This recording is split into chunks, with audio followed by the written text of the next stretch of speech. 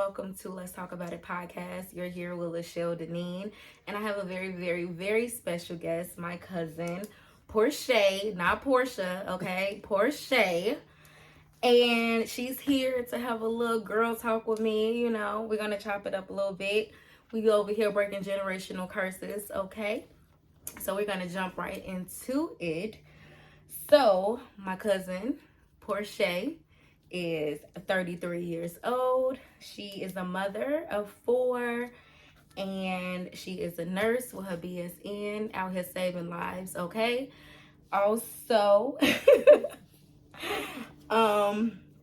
let's just get into, you've been a nurse for about 9 years. Tell us a little bit about your nursing experience and what brought you into nursing.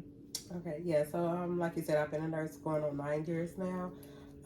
I started nursing back in 2015. I always wanted to become a nurse just so I can help, not even help, I wanted to know how to save people's lives, especially like my family, just in case anything was going on, they didn't want to go to the hospital. I wanted to be the one to know how to save a person, how to save my family's life, or tell them exactly what to do to stay healthy and things like that. Okay. So, how is it being a mother of 4?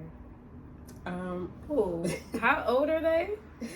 So my oldest is 16, and then I have 11, 10, and 7. Being a mother of 4, and especially working full time, is very hard. I'm not gonna lie, but I do do a lot of praying. I talk to God, and I just make it fun. So like when I do get in my downstation, like I'm overwhelmed with my children, I'll just try to make something fun. Like, hey, let's go bake a cake, or let's go for a walk. Let's just do something that I know that we all like to do. And I also have my mom time. Like I have my spa days. I go get my nails done, get my hair done. Anything self care is very important. Okay. Yeah, it's very important. Okay, so if you could go back in time, right? Like I mean, like way back. To when life was kind of getting a little real, and you can go back to tell your younger self something, maybe in your teenage years or early maybe 20s. If you can go back to that time knowing what you know now, what is something that you would go back to tell yourself, to your younger self? Okay, yeah. So a couple of things I'll tell my younger self is, one, like not to procrastinate, and live for yourself.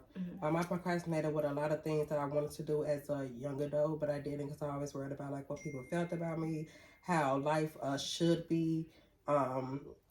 And then just about living for yourself is, don't let nobody tell you who you should be. Always be who you want to be. And so a lot of people say like, oh, you can't do things because, oh, that's impossible. How can you do that? Just know that you can do whatever you put your mind to.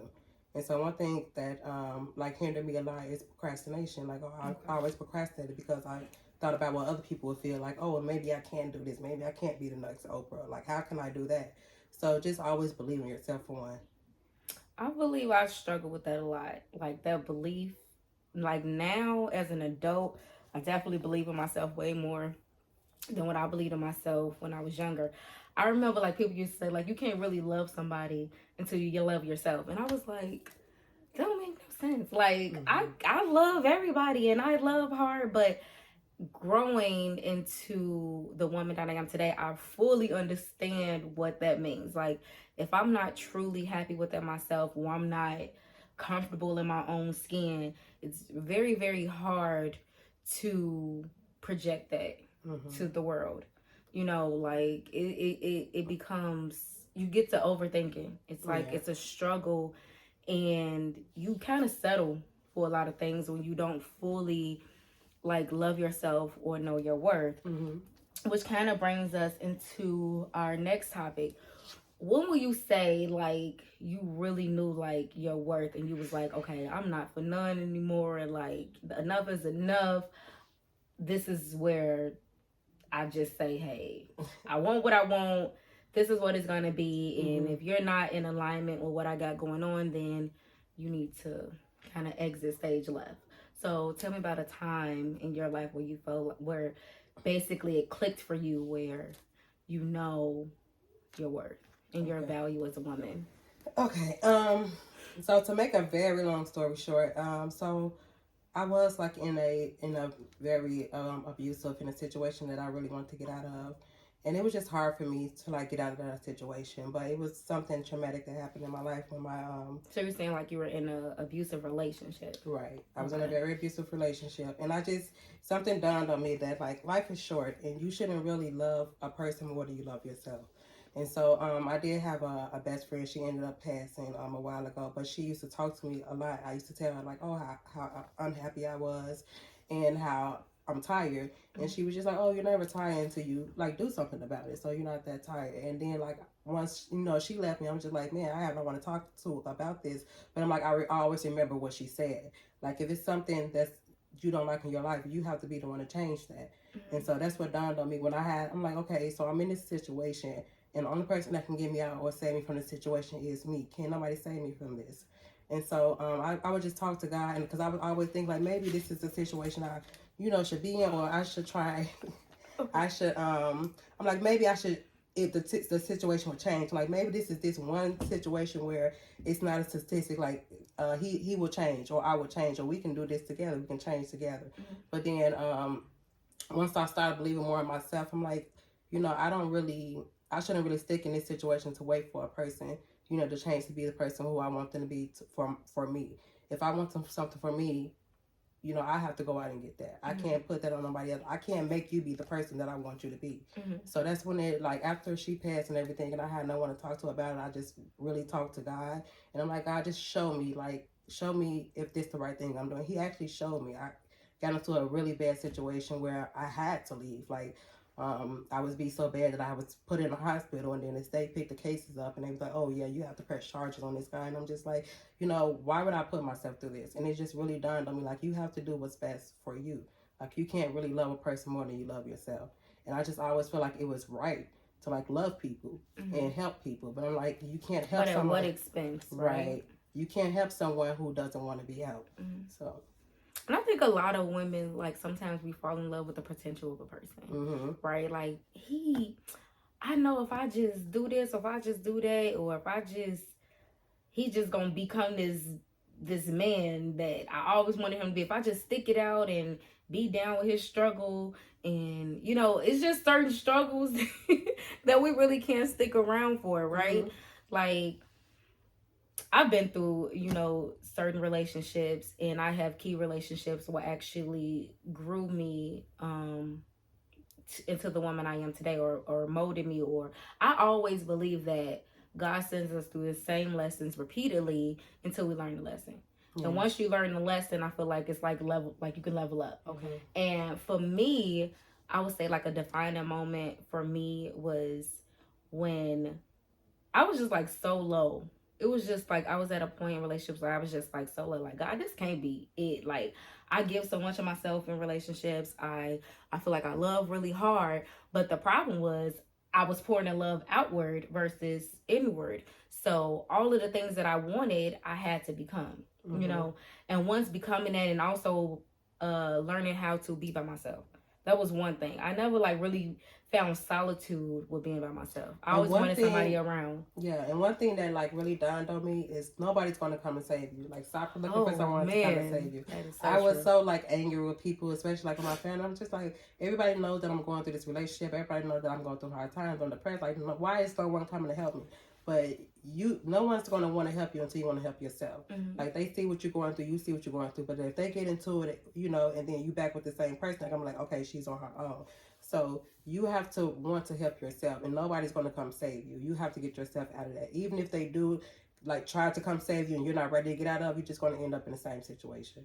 And I do believe that I don't think a lot of people understand, like, when you have a close-knit family, the person you date, your family kind of date them in a way. Like, you know what I'm saying? Like, it affects us all. If you really care about your family member and you see them going through something traumatic, and although you want to just be like, hey, don't do that, don't go that way, you need to stop doing that. But I can say that all day long until the person actually feels like in their head and their heart where this is not right for me. Can't nobody really tell you what's right for you or how much pain you can endure. So like what you were saying about your friend who passed away, She was like, you ain't sad. Because if you was sad, you would have did something about it. That's like the definition of insanity. You want a different outcome, but you're still doing the same thing over and over and over again. Like, you're never going to get off that hamster wheel until you be like, hey, enough is enough. And this is where I get out. And that's called the surgery of it all. Like, no one really wants to go through the surgery. And surgery hurts. Okay? I believe surgery is nothing that anybody really wants to experience. Mm-hmm. However, it's necessary to get the cancer out. Whatever is killing you on the inside, belittling you, like compromising your dignity, your self-respect, all of those things to me are like priceless things. So like you can't put a price on my integrity. So I feel how I feel about this, and I feel so strongly about this, and I know if I don't get this out of my life, then it's either going to kill me or I'm just going to be in misery for the rest of my life until I go through the surgery of letting go. Right. Letting go is like, it's so refreshing, but it's also very hard. And it's crazy because we know what we need to do, but why don't we do it? Mm-hmm. Like, you know, like, Lord, I know I'm not supposed to be right here. And God will give you those warning signs, like, okay, this gonna hurt. And you be like, okay, I think I can take it though, Right. God.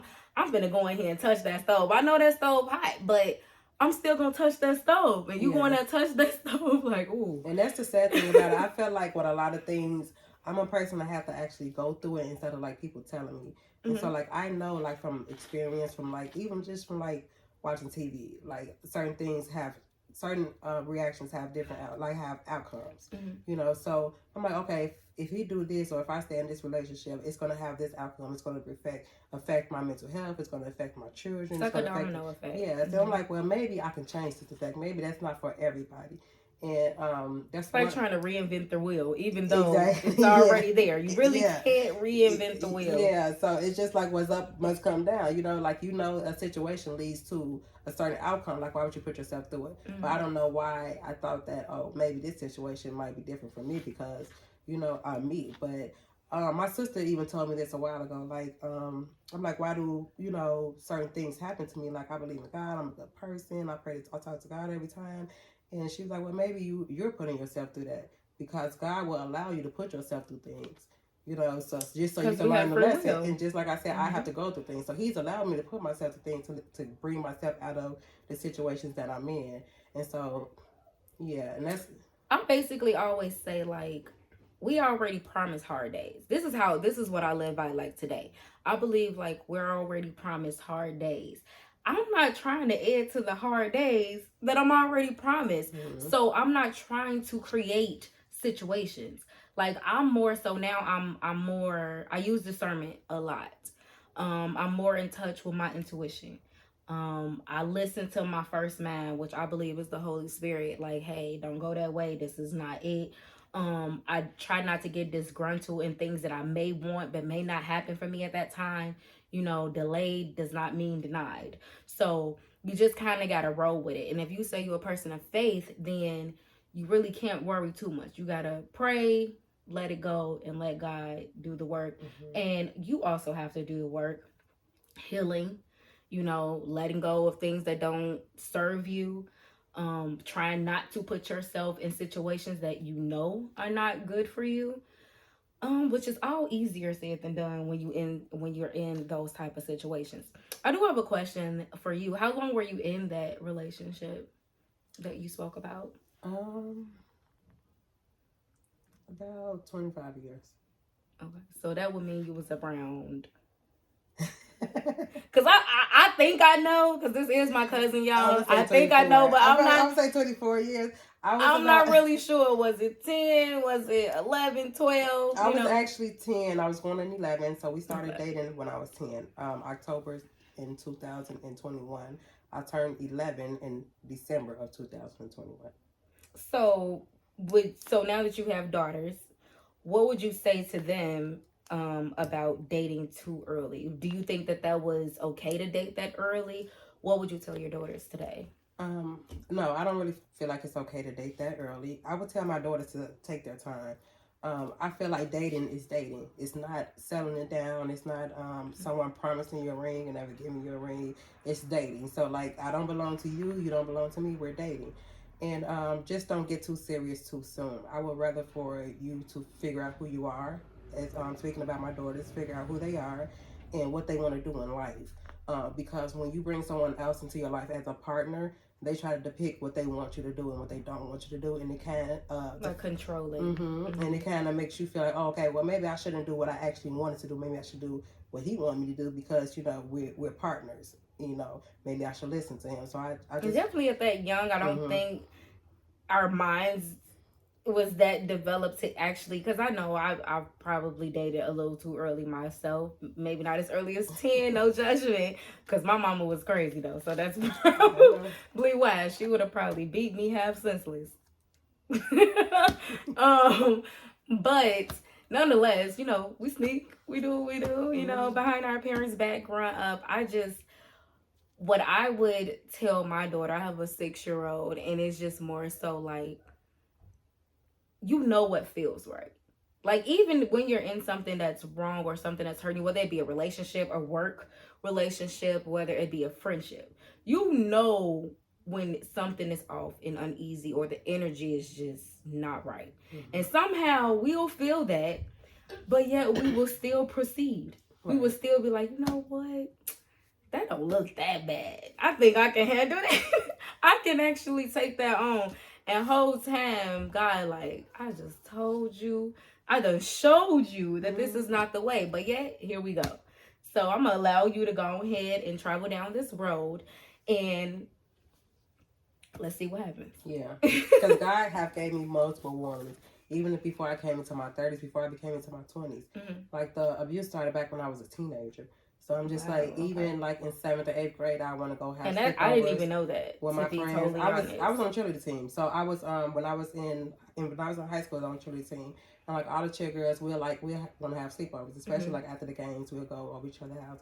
We're like, oh no, why you want to go over the house with them and they're just being judgmental, or they're whores, or you just want to go over there with the basketball team? Like, but no, like we're not thinking like that because we're kids. Like we. So do you feel like because you dated as early as 10? Like you missed out on a lot of your childhood, like your innocent years? Yeah, I feel like I definitely missed out on a lot because I was dating young, and then I was being controlled all the way. Like even all my high school years, I was being controlled. And then I got pregnant when I was in my junior year. Okay. I became emancipated. I moved out my mom's house and moved with him, and so like all those years from like maybe 17 all the way up to like my 30s, it was him telling me what to do, how I should dress, how I should walk, how I should speak, like things like that. Who I should hang with, who should be my friends. Oh, don't listen to your family because you have a man now. Yeah. Oh, okay. Yeah. Okay, so are you currently, because I really don't know your relationship status right now. You really just now starting to really open up about a lot of things that has happened to you in the course of your relationship and your life, which I'm really grateful for. I thank you for opening up and actually sharing with the podcast. So my next question is, are you still currently in an abusive relationship, or what's your current status now? Well, as of right now. So I think, I do think, because maybe we should say that for part 2. What you think? Yeah, I think so, because it's a long story and explaining everything, so.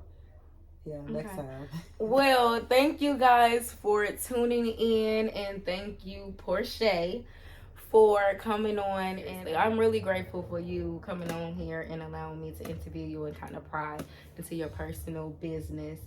And I know it's probably not easy, like just sharing your personal with the world, but my goal here on Let's Talk About It podcast is to inspire, encourage, and to break some generational curses, basically give back, talk about some of the things that basically, like if I knew then what I know now, things will be a lot different.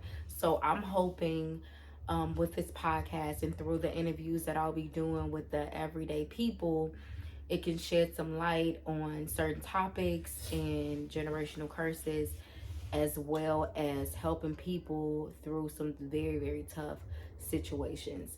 So we're all about perseverance. So that ends our podcast today. Please, please, please like, comment, and subscribe. Subscribe. It's very important to subscribe, you guys. Very, very important. And I will see you all at the top.